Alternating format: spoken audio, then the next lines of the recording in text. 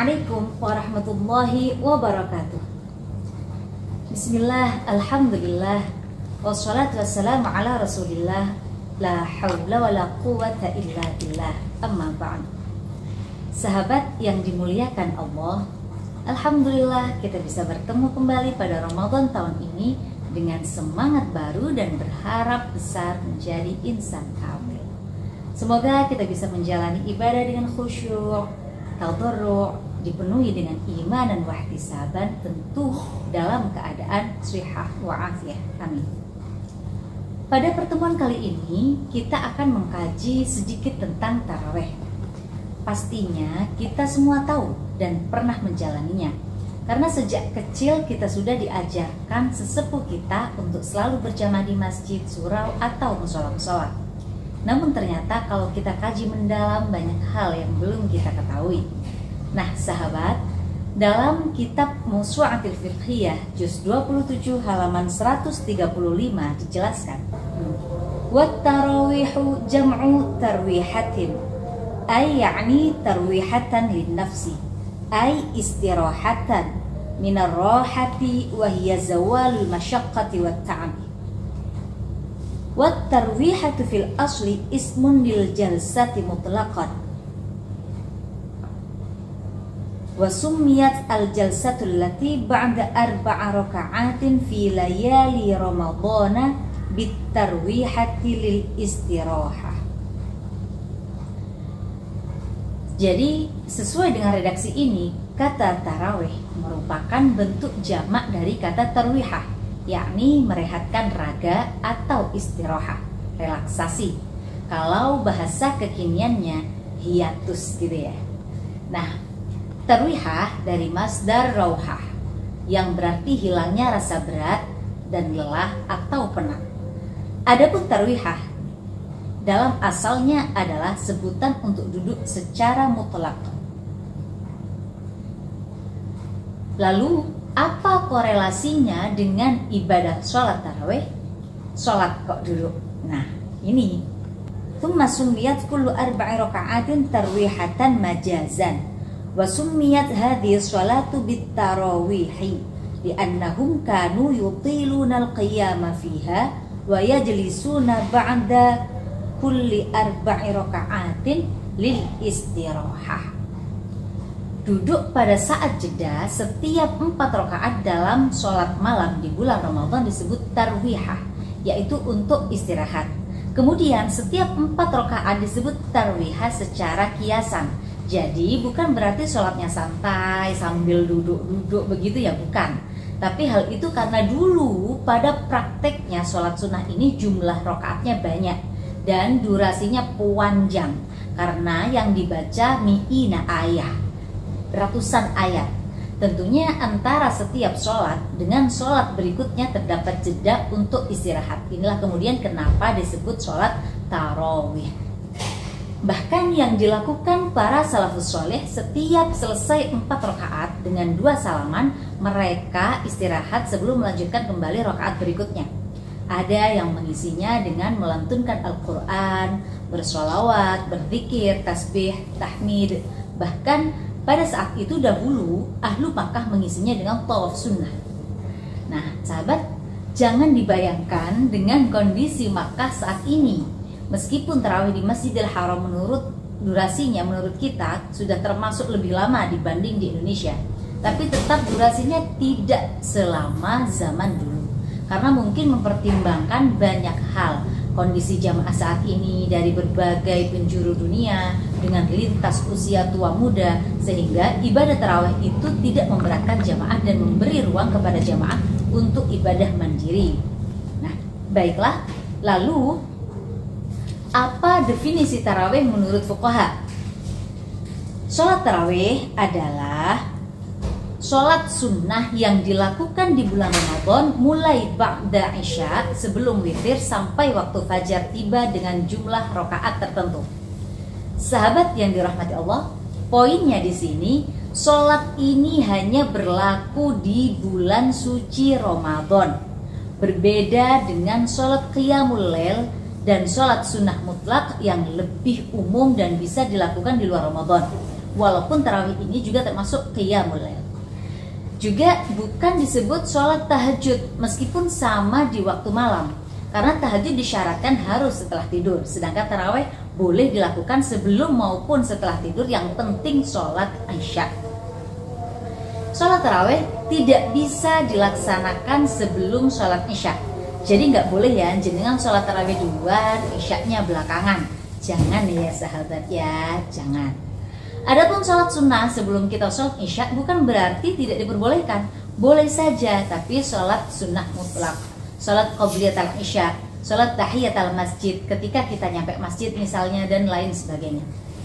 Nah sahabat, bagaimana jikalau ada teman kita yang telat datang ke masjid sedangkan jamaah isyaknya sudah lewat?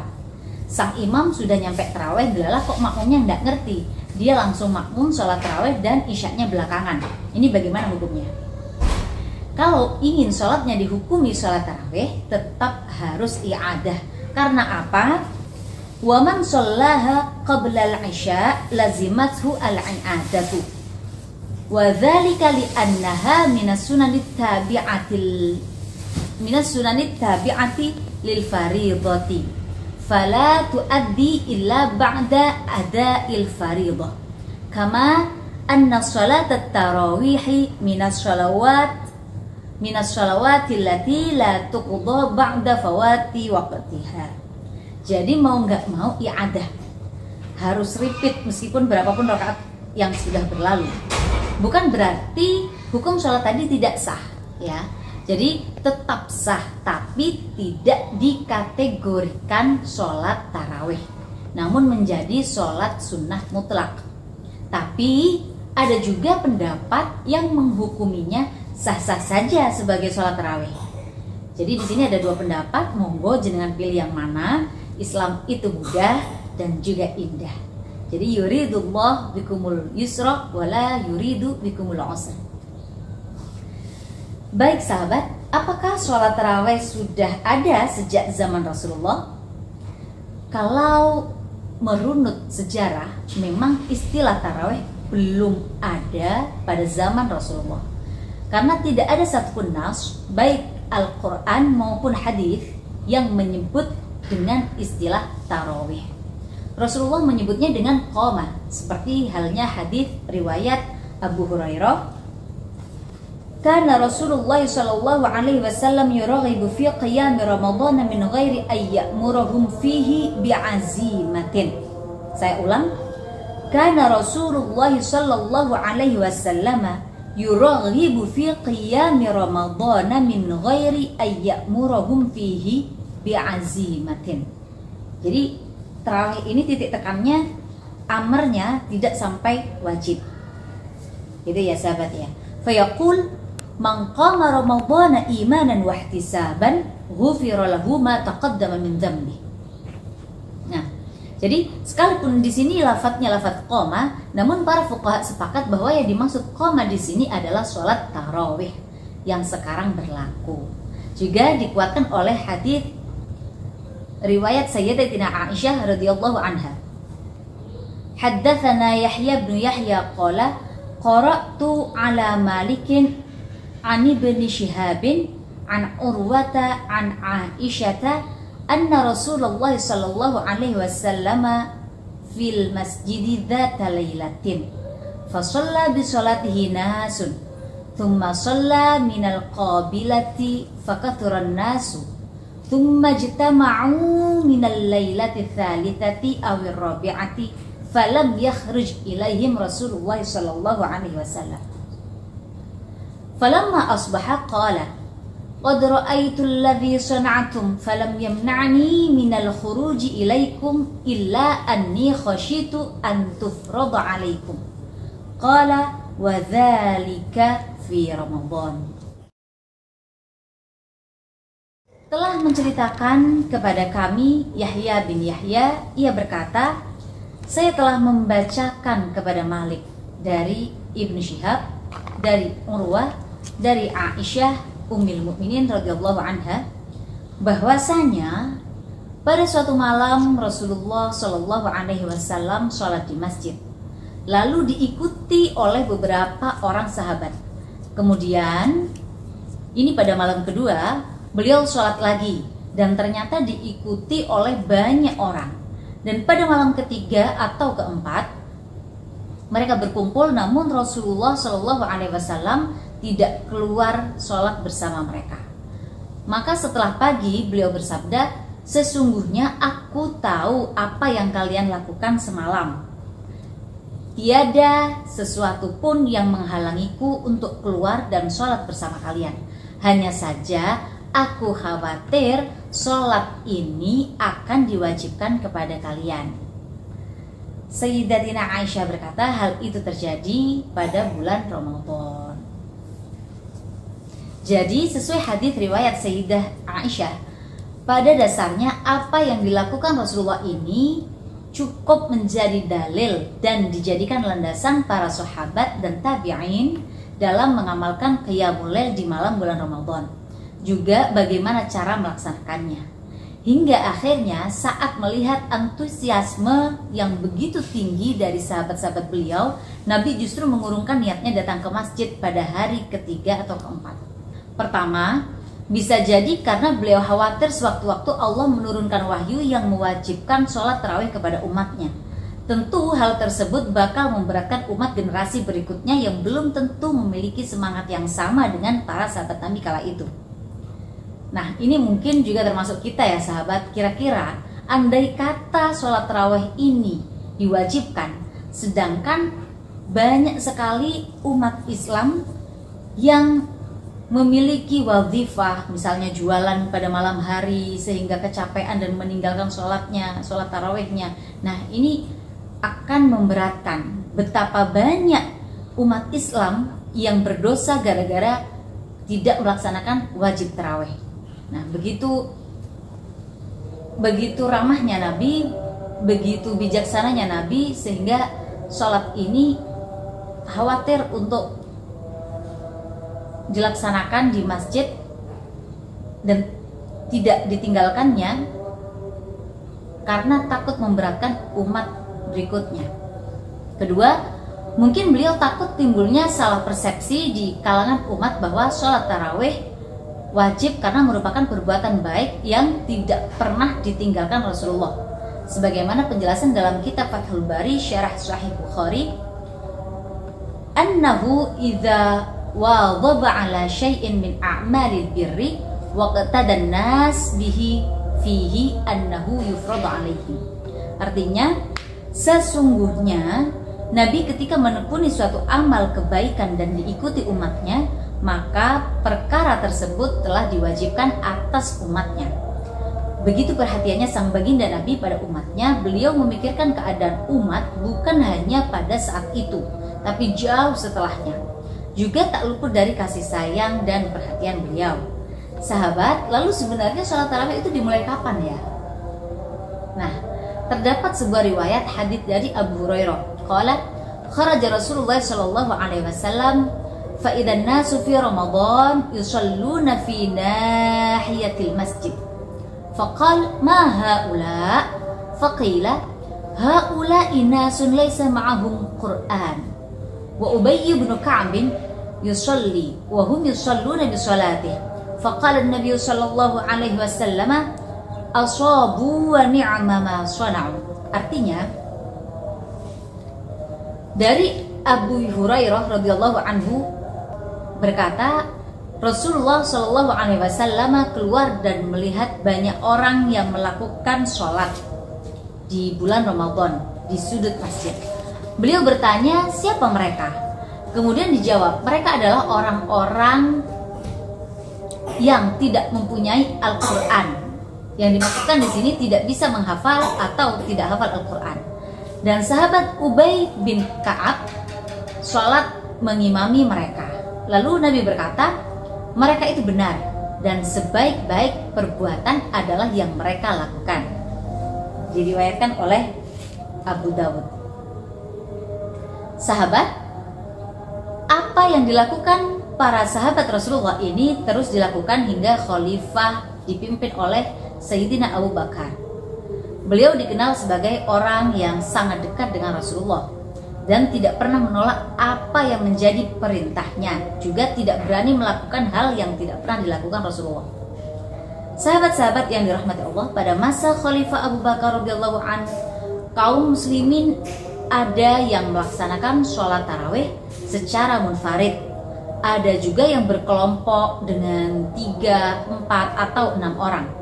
Saat itu belum ada sholat tarawih berjamaah dengan satu imam di masjid.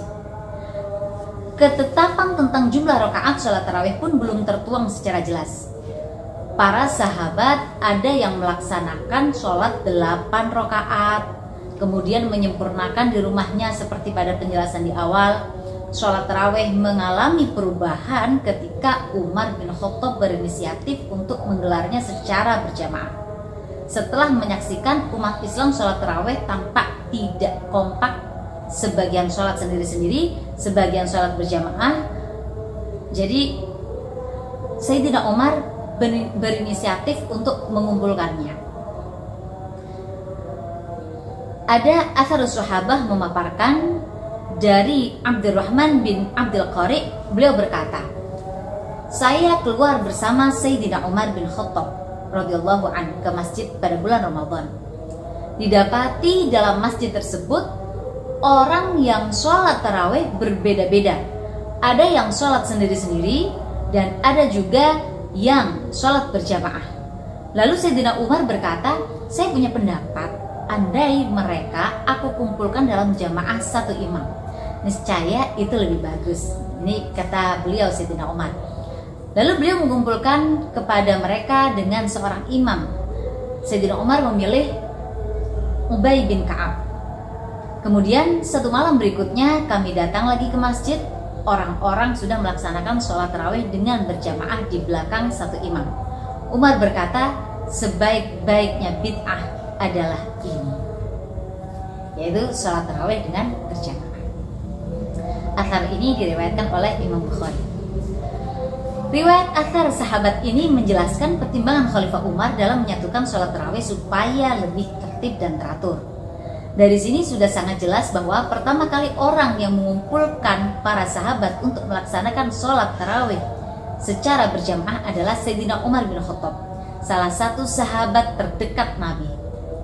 Jamaah sholat tarawih pada waktu itu dilakukan dengan jumlah 20 rakaat, sebagaimana keterangan an Abi Salamah bin Abdurrahman annahu sa'ala Aisyah radhiyallahu anha كيف كانت صلاة رسول الله صلى الله عليه وسلم في رمضان فقالت ما كان يزيد في رمضان ولا في غيره على 11 ركعة يصلي 4 فلا تسأل عن حسنهن وطولهن ثم يصلي 4 فلا تسأل عن حسنهن وطولهن ثم يصلي 3 فقلت يا رسول الله أتنام قبل أن توتر